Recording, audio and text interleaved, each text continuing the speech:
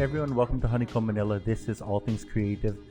We recently changed the name of our podcast feed and our streaming feed to reflect kind of the philosophy of all the stuff that we're doing. So All Things Creative is kind of the overarching title for Next Action Phase, for Ajima Mag, and for Daily Drink Magazine. And the belief is that we are all creative, and it's just a matter of recognizing how we are being creative.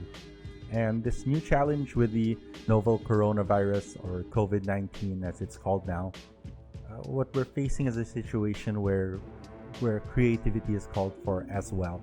First, I'd like to mention some of the stuff we're doing here at Honeycomb. We're trying to enact, more contactless payment systems.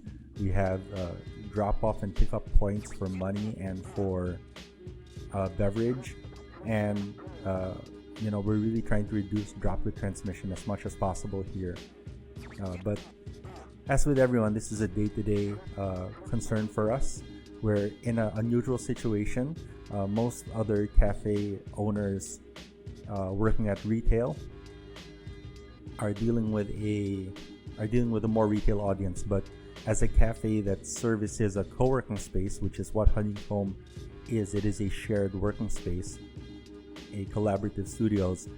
It's not 100% up to us whether or not we are open or not. If people need to come to work here, that is a need, and we are here to serve that need. And the way I explain it to our staff is that it's like driving a bus. If there's no bus driver, if there is no bus, people cannot get to where they need to go. And if people can't get to where they need to go, their lives stop. And we are here to make sure that their lives don't stop. Yeah, so we're taking it one day at a time. We're doing our best to minimize transmission and to practice social distancing.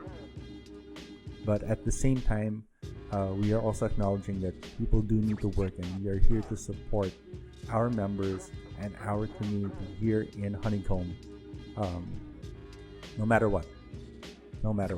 So when you need us here, we will be here.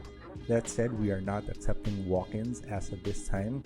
You can still come here, but we do require some sort of booking, which means reach out to us, whether that's on, via email, via our booking site on coworker.com, or via DMs on Instagram. We are looking to hear from you, and if you do have a concern, you do have a need, we are here to help you in this time as best we can, and to the farthest extent of the law, we will help you. We're talking today about COVID-19, the coronavirus, and how it is affecting our businesses and the different verticals that we're in. Specifically today, we are focusing on the retail, cafe, and service industry, and we have a few guests that we've invited to speak with us today. The first one that we're going to speak with now is Kiddo Cosio from El Union Coffee. A lot of you know Kiddo is my brother, but they also have a very unique perspective, being a very high traffic cafe and being in a travel destination in a beach town in San Juan, La Union. So please welcome to Honeycomb Manila, Kiddo Cosio. Hi, Kiddo. Hello. Thanks for having us. Hey, thanks for doing this. Hope everyone's well. We're in La Union right now. It's quiet, as I'm sure Manila is too, and we're dealing with the situation. So looking forward to chatting, contributing to the conversation, and hearing what others have to say.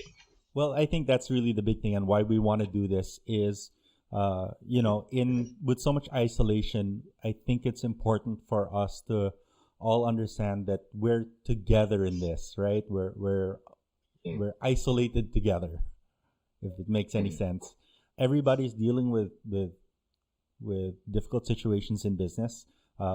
We've been trying to get a lot of people on this program, but people are dealing with closures, with government limitations, and everyone has a different set of problems. But it helps to know that other people are also dealing with it, and also to kind of find out what other people are doing, so that you can know if that's a good idea for you as well.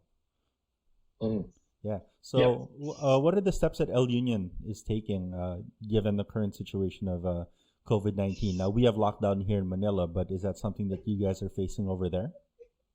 Yep. Before we begin, I guess it's important to note that our precautions, our actions are our own based on our assessment of our local situation and also learning from what's happening around the world, constantly trying to collate and filter through the info that's at our disposal and making the best decision we can for, first of all, I would say our team and then our community of customers and our community at large. La Union is under a state of community quarantine, so that does place a lot of limitations for movement. People can't freely come in and out, although there are communities nearby. We're in a neighborhood that, aside from being heavily touristed on most days, which is obviously not today, is also residential. So there is a strong resident community. They may not account for the massive crowds, but throughout the week, they do account. They are our daily customers, like the people who came into our door this morning. Actually, sorry, our doors are closed. The window is open. It's kind of our official status now, and it is just for now. Like, we don't know what the government is going to enact. Obviously, we comply with the government. There's no way around it. We're going to get directions from the national and local units of the government, and we have to comply. So far, we can be open. We can serve the community, the people who are normally coming around our shop. There are some people who are stuck in town, can't make it down to Manila. We're already here, and they have to stay here. And that's the cool thing about a coffee shop, is that you can kind of get a good pulse for a neighborhood, and that's what we're getting. At the same time, we want to be responsible. Our landlord has disallowed seating people on property, so we are allowed to give them takeaway and encourage them to take it and go, because obviously people need to eat and drink.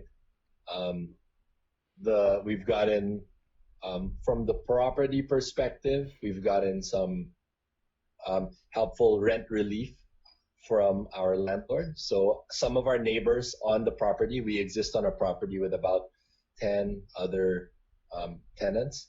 Whoever doesn't open can benefit from 100% rent relief, 100% relief from common use service spaces, the fees that you pay on what they call kusa, and sales commissions, because that's the model of this business, of the property we're on. So for a business like El Union and some of our neighbors that are opting to stay open for certain reasons, one is to just keep the business afloat as best it can, even though we're downgrading quite heavily and experiencing low traffic. We are getting a percentage of rent relief and pretty much all of our fees waived, which is a great bit of help from our property group, our landlord, and we're pretty grateful for that. As for our team, we still get our wholesale orders. We are getting a lot of interest from people who want us to deliver them whole bean coffee in their homes. So we put out a test on social media if people are interested in that, and doing our research on what's the best way to fulfill deliveries, because obviously that poses a risk to some, but then there's also arguments that going out into supermarkets and other marketplaces does pose another kind of risk as well. And so maybe deliveries done in a good way, where you're not when you're not coming in contact with people, where you're paying in advance or afterwards, kind of getting charged to an account.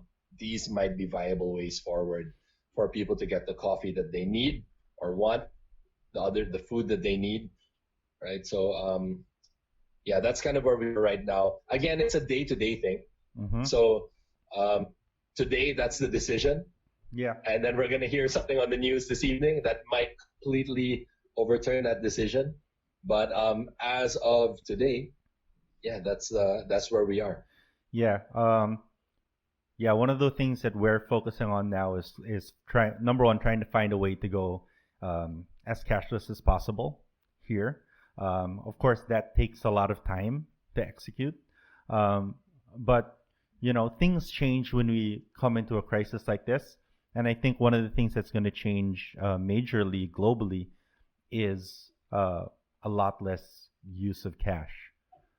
whether that's using QR codes or using PayWave. I think that this is the kind of crisis and realistically global economic recession that will cause this kind of behavioral change.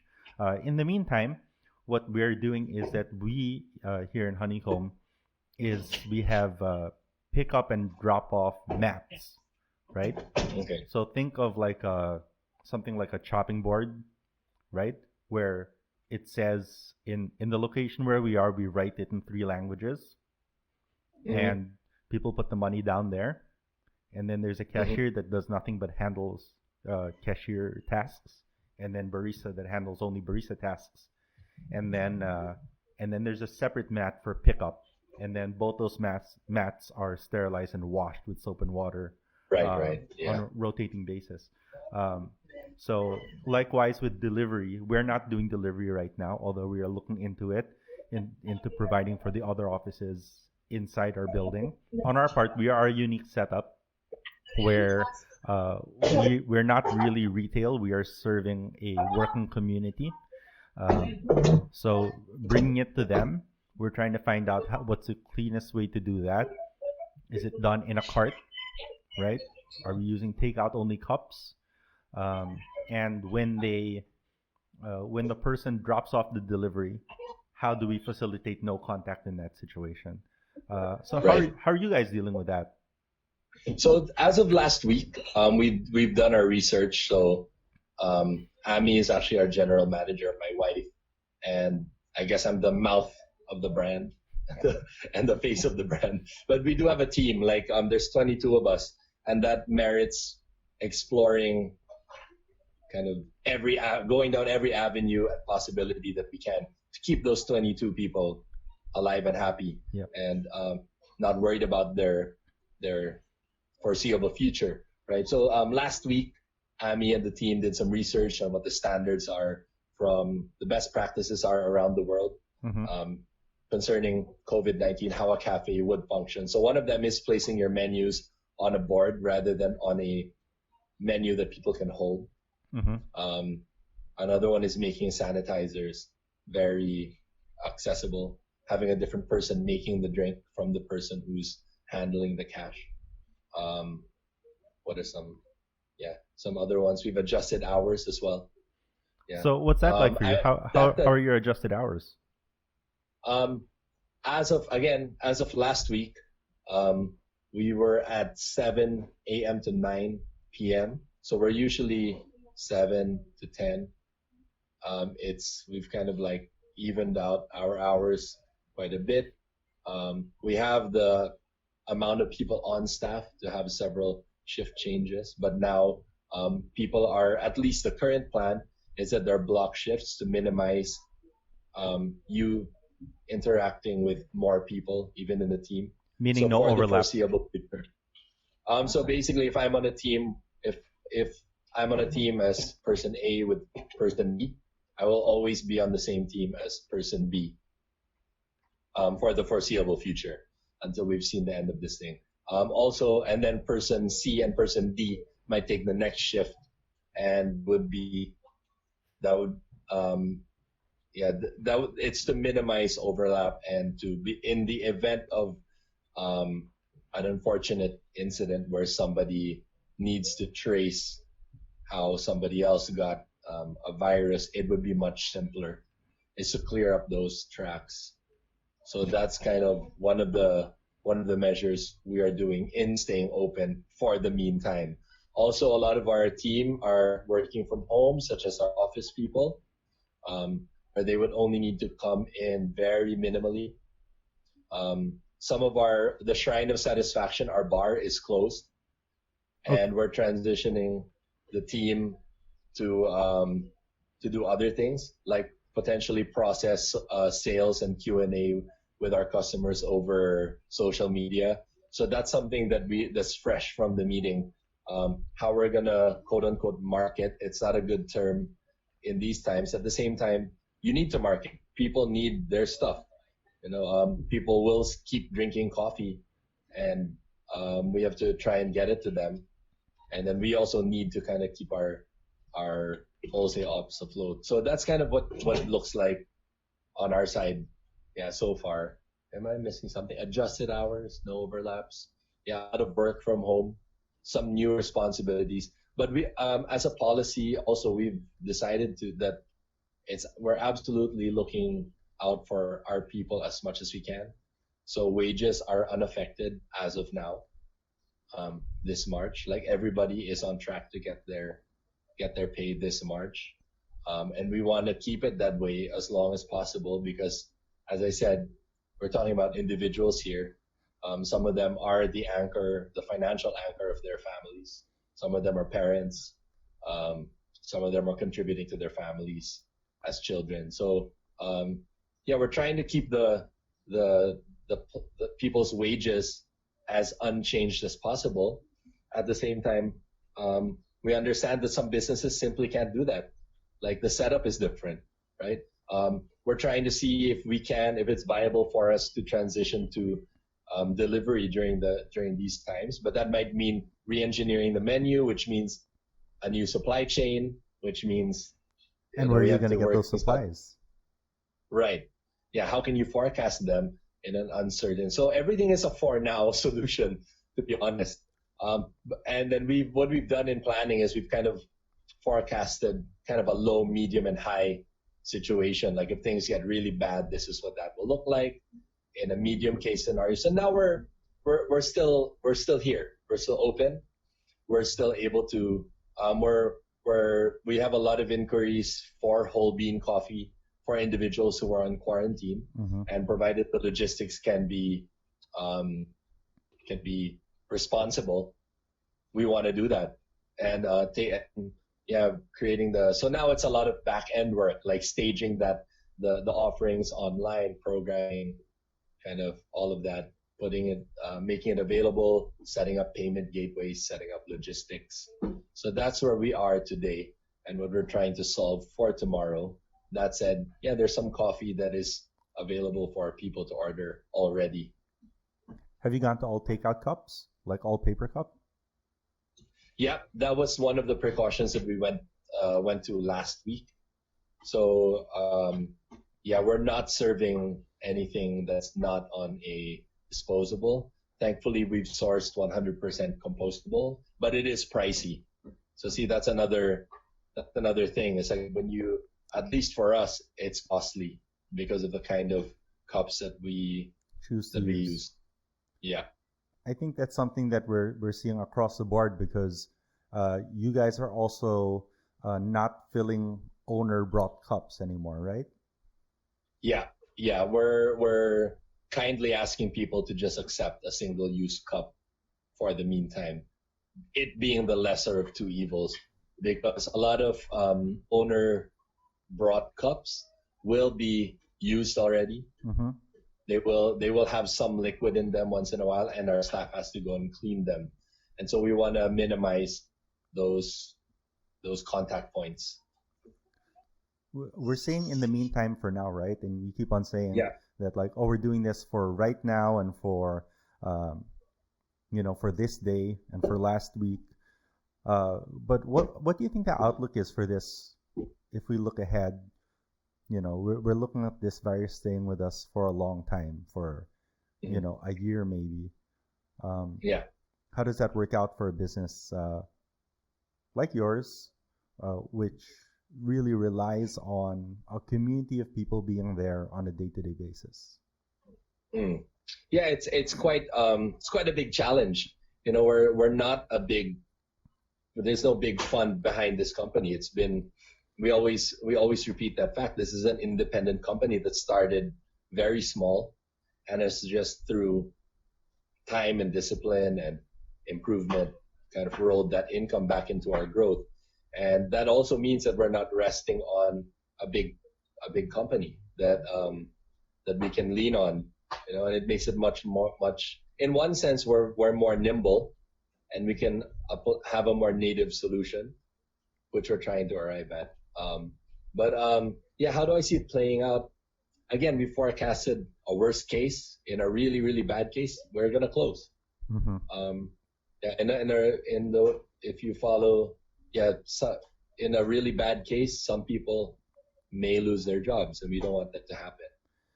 But it is a possibility, right? It is. And It definitely is. We're in a situation for us where we have team members that are actually leaving the company unconnected with the situation. We are supposed to replace them, but we are likely going to wait for a little more stability. So that means stretching the current team, right? Having more hours, having more tasks until we can figure this thing out. All with the goal of survival, right? Ultimately, all of this is about survival. I had our team briefing this afternoon where we sat down with everyone just to find out where everything was at. How did people get to work? Here, transportation is kind of a nightmare. People cannot get on buses. There is no motorcycle taxis, no angkas. There is no alternative.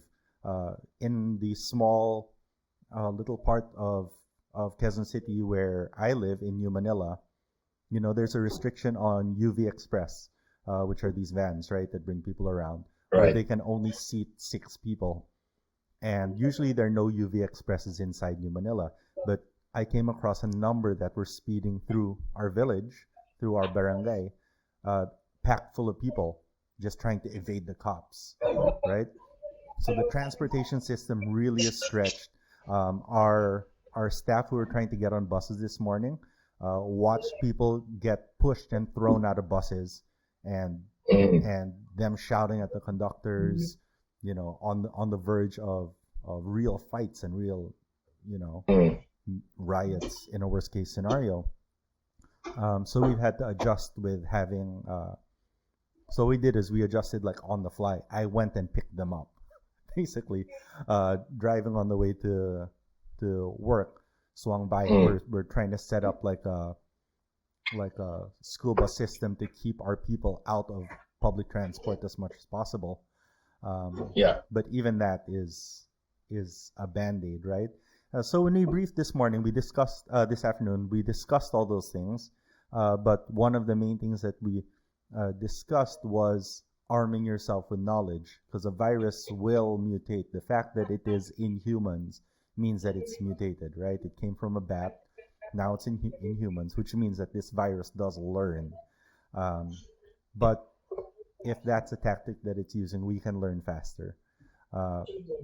One of the things that we're doing with our team is that there's mandatory reading and mandatory podcasts. So I heavily recommend now. Hello, who's there? Hey, RV. We're heavily recommending the podcast of Dr. Sanjay Gupta on CNN, coronavirus. Very helpful. Yeah, fact versus fiction. They're short, bite-sized bits, and it really is distilling down what we're doing into facts, right? And honestly, taking a step back from social media has been helpful to wait it out, see what's actually going on, and then executing based on that. Is that something that you guys are feeling over there? Is there a social media wave of, for lack of a better word, fear and panic going on over in the province where you're at? Yeah, well, obviously it's a lower density community, and so you're going to feel the pinch a lot less. And in that sense, I'm quite grateful to be where we are, because, it's a much more human setting to be in a loose neighborhood. It's not a secluded neighborhood by any means. We're next door to the capital of Region 1. We do sit in one of the most visited tourist spots in the country until yesterday. But it is also very much a small town neighborhood, and we are lucky and we're very grateful that we're here. I don't feel a tense social temperature. Yeah, there will be exchanges on social media. People are stressed to adapt their businesses. There are no guests. There are very few guests in town. We are down 90% on sales, Oh, wow. But that said, it's not people getting pushed out of buses yet. It's not UV Express trying to fly under the radar like Manila. It's not descending to that level because of a more human pace. And I think that that's actually a really good discussion to be having. Like you said, we're evolving how payment happens. And I think that it's evolving people's ideas on what's an acceptable way to live and what's an acceptable community to live in, and what you can do to change that if you don't find that acceptable. So today I find San Juan quite acceptable, and I'm quite happy with it. And I see our crew generally feel safe. Some of them are, so a lot of them are away from home. Some of them are from here as well, and they'll show up. They're riding a bicycle to work. Yep. That seems like a very mundane example, but they don't need to get on the bus because they're a 10-minute bike ride away, or they're on their own scooter, or their partner will pick them up on a scooter. So it's very different, and I think that is a very fitting analogy. Obviously, we're always going to have cities, but a big city definitely needs a lot more safety measures to sustain itself, and I think that's what we're seeing. So here, it is quite relaxed, almost too relaxed, right? Okay. Yeah. I wanted to ask you, being that you guys are in a kind of melting pot of cultures, being a tourist town, what do you feel has been the social impact over there in terms of dealing with race relations and kind of the societal concerns that have arisen around that? See, obviously, it's going to be a lot less charged than a city, right? Because the nature of people when they're traveling generally are traveling to be a stranger in another land, right? Yes. And the very nature of travel, it kind of sees the benefit of being a stranger, right? And it is a very nice place to be. It is a melting pot. There are, like I said, there are concerns, there are questions, there are all those things, but they aren't aggravated or exacerbated by kind of infrastructure that's falling apart, right? So when you're having conversations about, like you said, the race conversation, it isn't as heated as it gets in Manila. Like you'll see stuff go viral out of Manila showing people of a certain ethnicity and saying, well, we should be barring these kinds of people, or look at them, they're peeing on the street, or and you see it happens. It's less, I think it's less frequent because it's smaller, right? And also relative to its size, it is quite diverse, and that does lend to a helpful temperature. So in closing, do you think you have any thoughts to share with other people in your position, specifically cafe owners and people in the coffee business? Like, what do you tell your baristas? Yeah, do you have anything like that? Right. I would say stay human, right? Stay human. Don't forget that the fact that we are in the coffee business is a statement that we agree about taking time to be a human being, to enjoy something with someone. That's by nature of being in hospitality, we care about humanity and social interaction. And I don't think that it's simply a business decision, right? Because there's a lot of other businesses that are much more stable than food and beverage. So we're in it for that very reason. And let that spirit of humanity permeate every area of your decision making. Trust yourself, trust kindness, trust your people. Our crew knows that they're first. Like, this business is here. It's not just a byword. I think that it's testing the very fabric of our ideals, the situation. That we always say we're a coffee company in service of humans and never humans in the service of a coffee company. And that's being put to the test, and we're rising to it. And you'll be surprised that when you trust your team, when you trust one another with that, and if you have a long-standing precedent of looking out for each other, when push comes to shove, you will look out for each other.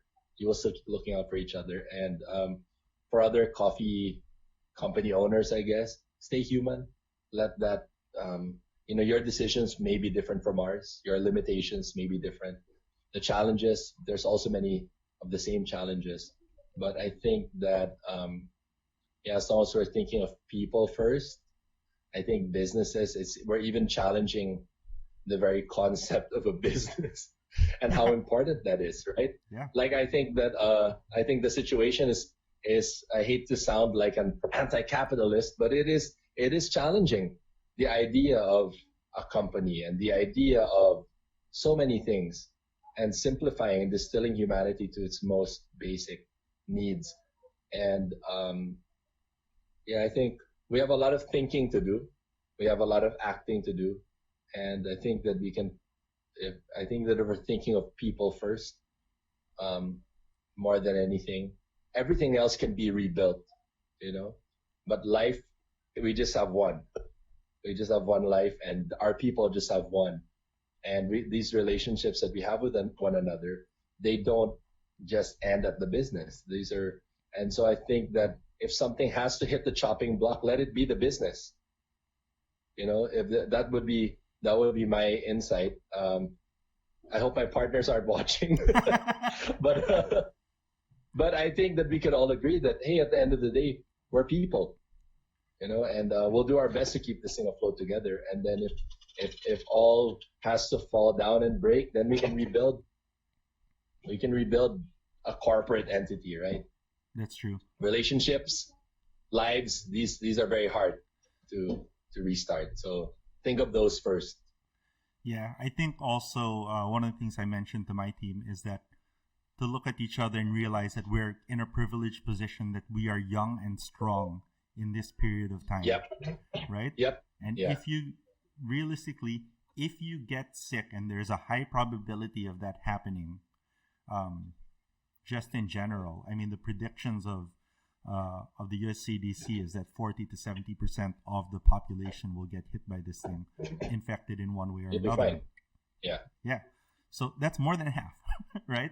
That's on average. The mean average is more than half of society will be hit by it. But you getting sick and your high likelihood to get better is one of the ways that this passes sooner, right? As more people develop immunity, it makes a safer world for all of us. So people always say, the children are the future.